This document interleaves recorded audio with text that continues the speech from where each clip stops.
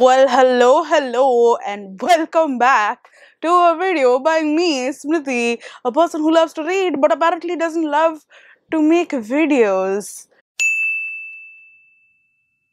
But it has been about 20 days since my last upload, and I have been busy with personal stuff, work stuff, just a lot of stuff happening in the life. And all is sort of fine, but we're okay. Let's not dwell upon it. I am here to do a video that I've been meaning to do for so long, and it is a video that I am like the most excited to film every single year because I don't know, I just love the questions and all of that because it helps you reflect on the year that you've had so far with your reading, and then helps you ideally in my brain. I'm like, it makes me reflect on it so that I can have an even better next 6 months.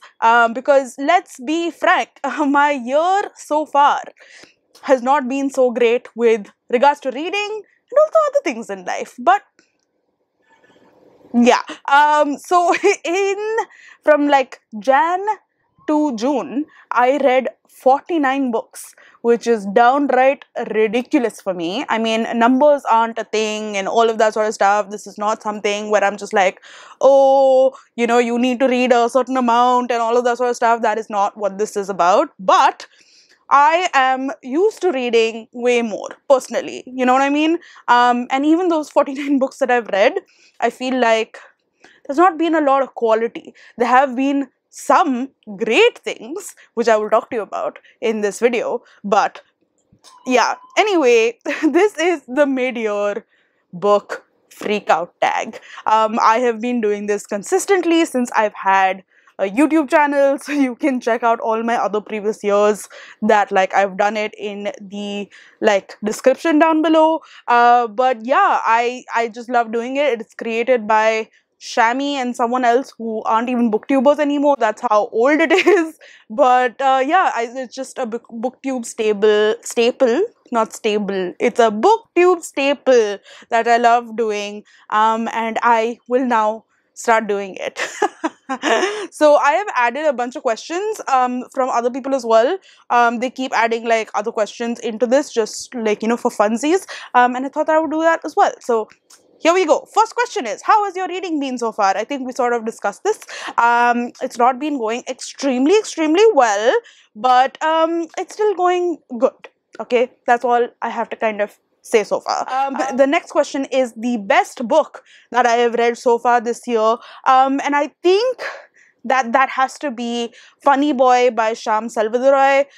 This is a historical fiction novel broken up into various vignettes where we follow the main boy, whose name is Arji, in Sri Lanka as he's growing up. We see him follow his family, follow himself, go understand the feelings and everything of him like realizing that he may be gay, but also coming to terms with what's happening in his country because this is right before the Sri Lankan Civil War, and it is really beautifully done, not just in terms of showcasing this innocence but also like the breaking of the innocence, and also of slowly showing us what that may look like for the people who were living during that time. And of course the author is from Sri Lanka, and I'm assuming has taken these instances from like his own life, and it was just a beautiful, wonderful read that I would highly recommend because like it was just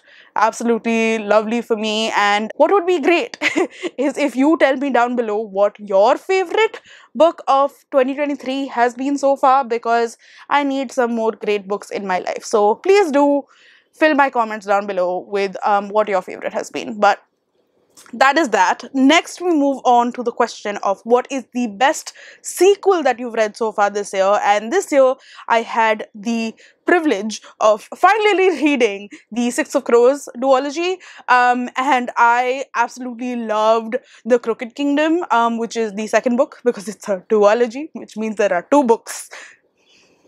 Anyway, this basically follows this fantasy world in which there exists like this magic, and it's a follow-up of the Shadow and Bone series that has happened, which I have also done a reading vlog of. I did a reading vlog of this as well.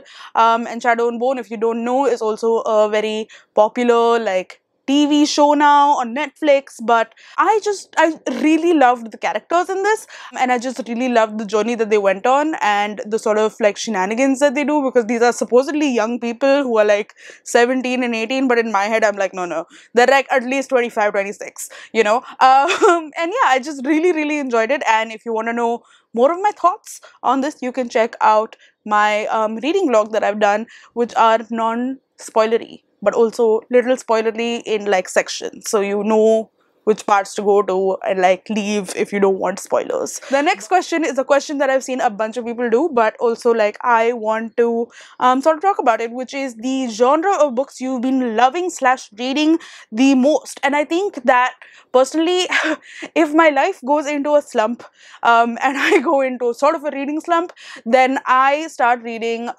books that are comfort books for me, and that is mostly mysteries and thrillers.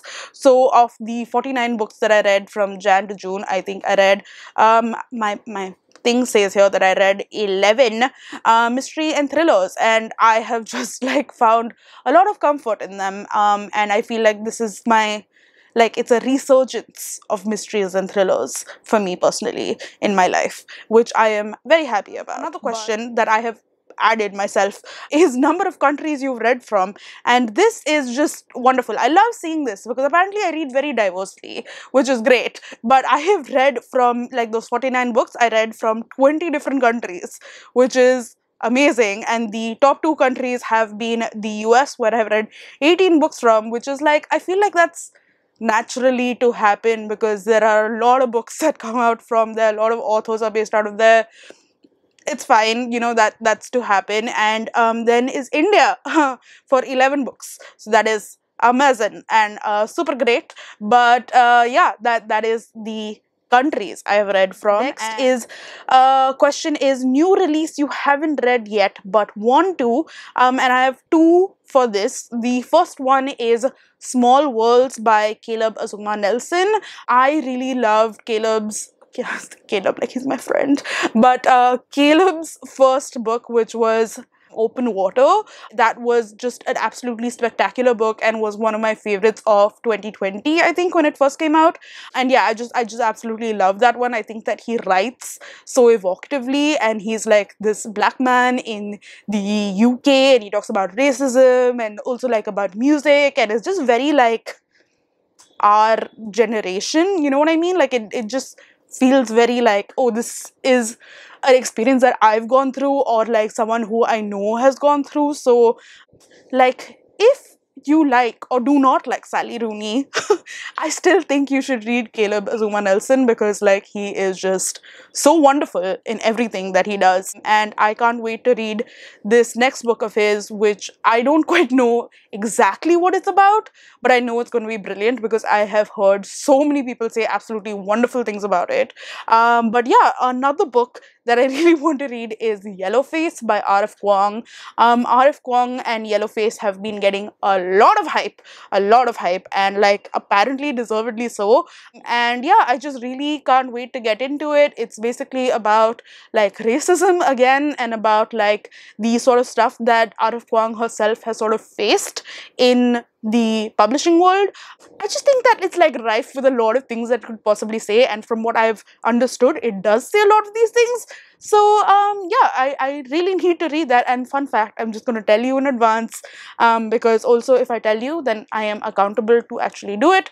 But I am going to be reading both of these books for a vlog coming up soon, where I read some of my most anticipated releases of the year so far. So yeah, those are definitely 2 that will be in it. Then there is most anticipated release for the second half of the year, and the first one is Penance by Eliza Clark. This is a book that talks about like true crime, but also like I've already technically read this book. So, and it's going into that blog that I was mentioning right before. But it's really interesting. It's about this horrific crime that happens by these teenage girls, and like there is a true crime writer who's writing about it, and like it's really interesting. I will talk to you more about it, so you should like subscribe and all of that sort of stuff if you haven't already, to see what the book is about, and also my thoughts about it. But if you want to see what the book is about, I'm going to be linking all the books that I talk about in like the description, because like, you know, I got you. So yeah, you can just Google it, like, yeah. And then another book that I am looking forward to in the second half of the year is Let Us Descend by Jesmyn Ward. I have always loved Jesmyn Ward's writing, be it with Salvaged Bones and or like, what is that other book? It has a black cover. I'm forgetting. But like, I just think that she writes so well, and talks about like the rural Mississippi world, and like with this like magical realism sort of aspect, and like just does a brilliant job of talking about all of these things with like amazing writing. So I can't wait. And then the two other books that I want to talk about are two books which like I think everyone is sort of looking forward to. One is the Heartstopper Volume 5, which is apparently the last book in the Heartstopper series, which I'm sad about, but I think she might change her mind. I'm not too sure because it's been doing so well.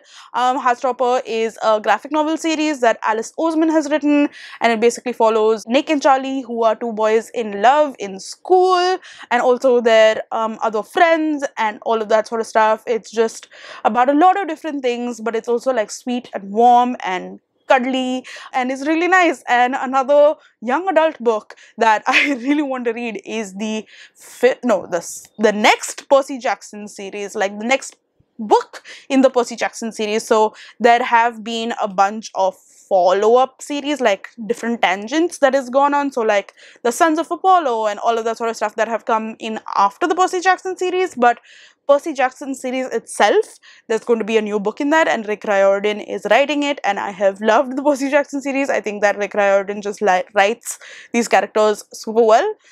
So I can't wait for that either. I think that's coming out in like September or something. Moving on from things I'm excited about to things I was quite sad about, which is your biggest disappointment. And I think my biggest disappointment has to be Time Shelter by Georgi, or I call him Georgi Podgy Pudding and Pie, Georgi Gospodinov, and this is translated by this person. I will put their name here, but it won the International Booker Prize, and I read the entire International Booker shortlist, which I will again link for you in up or down or something like that. But I didn't like this book at all. I thought that it had a great premise, it had a lot of things going for it, but it rambled way too much. It went into a direction that I completely hated towards the end, and I just didn't see how this could possibly win the Booker Prize. I was really not happy about it, but it's okay. It's good. A lot of people have clearly loved it. I am one of the outliers who have not, and that is fine. But it was a huge disappointment for me because I really liked the premise of it, which you can find out more about that in that video, or like Google it, because I want to keep this video short. All right. The biggest surprise, however, Jesus Christ, was essentially, okay, I did this video called the like for the Asian readathon, where I essentially spun a wheel of all Asian countries, and then whatever country it landed on, I had to read a book from, and it landed on frickin' Brunei. Okay, and I was like, Jesus, what am I going to get from Brunei? And I read this book called The Fisherman King, which basically puts in lore and history and folk tales and all of that into this story of a man trying to find out about like his family, of his past, of like trying to talk about his present and like his love and like all of that sort of stuff, and it's combined into this beautiful, very evocative sort of book that completely surprised me. I was just like, whoa, where is this coming from? Again, the end I was a little unsure about, because again, this is not typically something that I usually read, so maybe like I don't know, but like I enjoyed the journey. The destination doesn't matter. The journey was great. So yeah, this book really surprised me that way. And I just kind of wish that more people read it. It's called The Fisherman King by Katrina Mohammed Daud. It's available on Scribd as well for free. That's why I read it. So if you want, I would like highly recommend.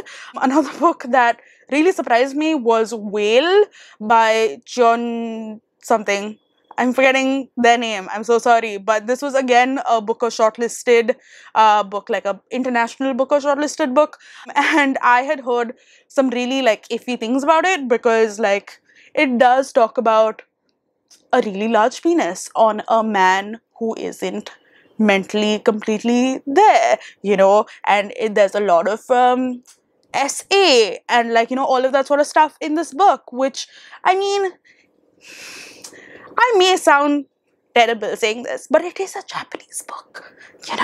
They have a lot of this stuff in it. I don't know what it is that about the literature that has a lot about it in it, but like you've read Murakami, I'm assuming you've read a lot of Japanese literature. It goes to weird places, but I really enjoyed this book because it was just so well told. Like there's this omniscient narrator who's talking about like these various things that are happening of this one particular family or like of other people surrounding this family and how they sort of like come together, and it's just really interesting. I thought my mic died for 1 second. It's fine. Yeah. And it's just like, it was just so well told and it just had me at the edge of my seat and I just wanted to know what was going to happen next. And I just thought that it was really, really well written, even though it is very questionable at certain points. But I was like, okay. Because a lot of people did not like it at all. And they were like, this is sexist, misogynistic, problematic. And I was like, it is all of those things, but it is also interesting to read. So yeah, that was one of my biggest surprises of the year. The next question is favorite new author, debut or new to you? And I think new to me author that I have been loving is Deanna Raybourn. I had read Deanna Raybourn last year when I read Killers of a Certain Age, and I didn't quite like that book, but I have been reading her Veronica Speedwell series, which is what she's known for the most, and it has been amazing. I have read 5 books of that series so far. Throughout this year, whenever I felt like my life feels shitty, I start reading it and it feels good again. I don't know what it is about that book. I love the characters. I love everything about it. I think that it's great. It's basically about this woman called Veronica Speedwell in like the early 1800s, I think, in the UK, and essentially she is a she's a butterfly collector. Okay, she studies butterflies, and she has this partner of hers, this work partner called Stoker, and I'm going to talk about both of them in my next 2 questions. But yeah, it's just, and they solve mysteries that they are put into unwittingly, and then they just like start doing it, and it's super fun and very well written, and I love it, and it's just a good fun time, but also like great. And the next question, which I said I will be talking about, is new fictional crush, and that is Stoker. I usually do not have like a clear-cut answer immediately. I would just like mostly say them out of like, oh, okay, I mean, if I really had to choose, but like, no, Stoker. Stoker is a man who's in the Navy. He has a like pirate patch sort of thingy. He's like rough and gruff, but he's also a sweeto on the inside. He loves sweets. Literally, he like loves dessert. Anything sweet, he's like constantly eating. And it's just like the sweetest, most chivalrous man. He's like a grumpy guy who's like on the inside just like sunshine, and I'm just like, I love you so much. He's like amazing and like extremely good looking apparently as well. Like his muscles and just everything, and I'm just like, whoo boy. I would love me a Stoker is what I would like to say. Neo's favorite character, as I've said, is one of course Veronica Speedwell. The second one is Archie from The Funny Boy. First question that was ever asked. Yeah, and then the second question, if you remember, was about like favorite sequel, and from there is a character called Nina from the Six of Crows duology, and I love her. I totally may have a crush on her as well. So she's amazing. She also loves waffles. Maybe my type is people who like dessert. That is just a thing that I've just sort of realized. So that's interesting. Okay, next is a book that made you cry, which I want.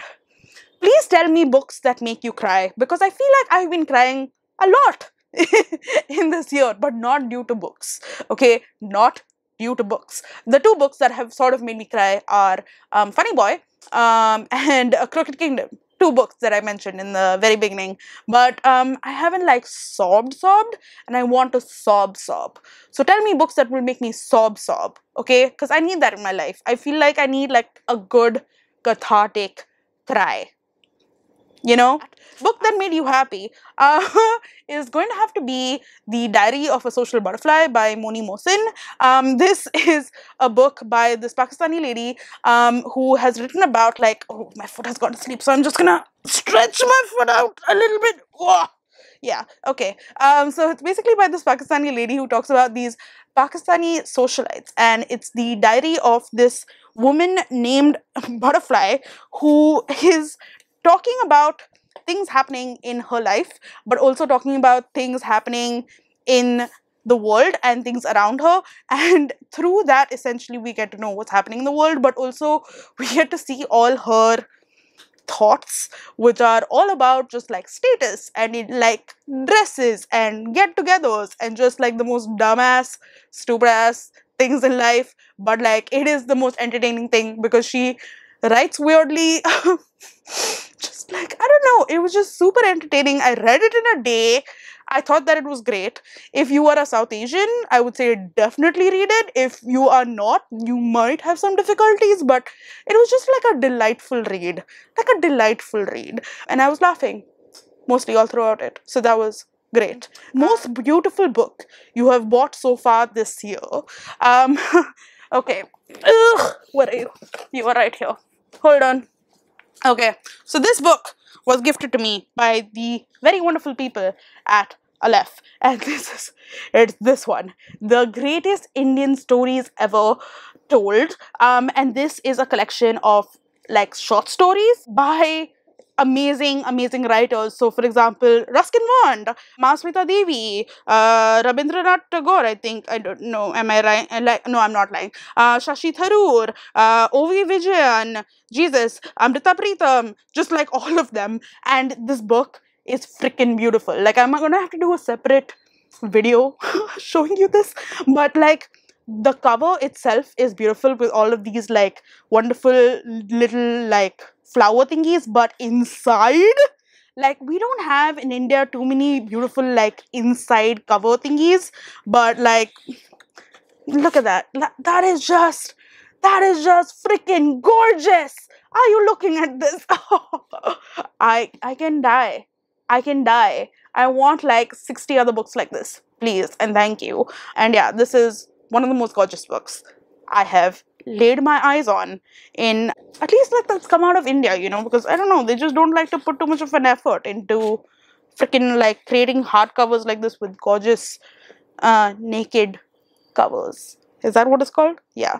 And then another one that I really liked was Our Wives Under the Sea. I just think that it is super evocative and interesting and just like sort of really like, I mean, it pulls you in, doesn't it? It really does. And this book has really, I read it before the Titan expedition thingy, and then it's completely changed the way I thought of it. And if you know what this book about, it's great. But if you don't, it's basically about a woman who goes down to the bottom of the ocean for something, and then they get stuck there. And then she's there for a while, and now we're seeing her when she's come back, thank God. And her wife thinks that there's something wrong with her, and then we're basically seeing both of their relationships. And it was great when I read it. I thought that it was good, nothing amazing. But now that that whole Titanic like expedition thingy happened, I am seeing this book very differently in my brain, and I think about it a lot. So that is something. Now we are on the third last question, which is books you need to read by the end of the year, which is basically everything. Everything that I've spoken about so far, I will be reading a few of them. I have like made sure that this time when I'm saying like these are some of my most anticipated books of the year, I will be reading those. You know what I mean? I will be doing it. So yeah, I mean, I've already read one. Yeah, anyway, next is favorite video or post you have done so far this year. I've seen a lot of people do this question. I have not done it so far, and I thought that like shout out to me. That's what I should be doing. Number one most hyped video that I did this year was the interview that I got to do with Daisy Rockwell, who is an amazing translator, and I got to speak to her at the Jaipur Literature Festival, which like great ups to Jaipur Literature Festival, as well as Vaibhav, who is her mentee, who let me take up so much time of an author in a festival. So I got to like interview her, and that video is up. The second one was the one which I briefly spoke about before, which was about the Asian Readathon vlog, where I spun the wheel and then it chose various countries for me. I thought that was a really good, interesting topic, but also like I got so many good books out of it. I got such good books out of it. But I have so many other videos that I've been meaning to do, like the previous year, no, the previous half of the year, that I've not done, but I will hopefully do them in the next half of the year, this half of the year. So stay tuned for that, because like I have so many ideas, so many things that are sort of like half done, like I filmed it half and not completed it. It's fine. It's fine. Then the last question is favorite book community members, and I have made this list literally 1 month ago, and I have 6 people who I want to shout out, and I think that they deserve the shout out. I'm going to go from the least amount of followers to the most amount of followers, like the least obvious to the most obvious. You know what I mean? Oh, it stopped recording me. That's fine. I've been talking for too long, but it's okay. It's almost over. So yeah, as I was saying, Grace from Bird by Bookish Bird. She is amazing. I love Grace. She makes amazing content. You should follow her on Instagram, which is where like I got to know of her. And no, I think I got to know of her here on YouTube. I don't know. But she's really, really cool. I love the sort of books that she reads. I love her personality. She is great in general. The second person, Jesus Christ. If there is one person that I would say, if you love literary fiction and you like love reading, you know, that like genre of books, Jesus Christ, please follow Gunpowder Fiction and Plot, or Scott. Hey, Plot Scott. Never mind. He is amazing. He reads like 50,000 books a year. Okay, not 50,000, but a lot of books a year. And he reviews them so well. He goes into deep detail into like why this is going to be the Booker Prize long list. And he's just amazing. And like his thoughts are amazing. And like generally he makes really good content. So I would highly suggest Scott of Gunpowder Fiction and Plot. Next is Cat Chats. Cat Chats talks about a lot of thrillers and romance and horror, which I don't necessarily read, but I love to watch her. Like when she's talking about books, you're like, huh, this is cozy, this is comfy, this is nice. She was one of the first few people who I started following on BookTube when I first joined, and she is awesome, and I would highly recommend her. Next is another person who I've been following since I first joined, and that is Meena Reads. I honestly may have a teensy crush on her because she is so beautiful and so smart and just like amazing. She reads a lot of romance, so that's cool. I get most of my romance recs from her. She sort of like filters them for me, so that's great. And yeah, she's just generally awesome and cool. Next is Mara from Books Like Woe. I'm sure a lot of you would know of her. She again reads a lot of thrillers, mysteries, romance, fantasy, a bunch of stuff. But she's like a great person in general who again talks very like critically about books, and I like the way that she puts those things across. And then next of course has to be Kayla from Books and Lala. Everyone knows Books and Lala because she is the queen of booktube, but I think that she's amazing and she still deserves this shout out because she comes up with the most amazing concepts, the most amazing things. She is like the nicest person on freaking booktube and is just awesome. So yeah, those are all the shout outs that I have so far. I had so many more, but I was like six people who, like, whenever their videos pop up, I'm like, yeah, I will watch them immediately. And yeah, those are that. So as I've said, please tell me down in the description your favorite book of the year so far, because I need more of those in my life. I need more like quality books, but also a book that will make me cry, because I need like a good cathartic cry. So that is all for this video. If you have reached till here, just leave me a shit emoji, because that's what my life is like so far. No, actually, would that be bad? Like a shit and a heart emoji, because then people might just think that, like, I don't know, that you're saying like I'm shit if you're just leaving a shit emoji. You know what I mean? Like a poop emoji? I don't know. That's all that I have for this video right now. I am going to literally, as I finish this, film a video for my best books of the year so far, which, like, I mean, this is sort of a spoiler for it, but yeah, that's going to come out on Tuesday, I think. I am keeping myself accountable to this shit. All right, goodbye. I will see you in my next video on freaking Tuesday. Goodbye.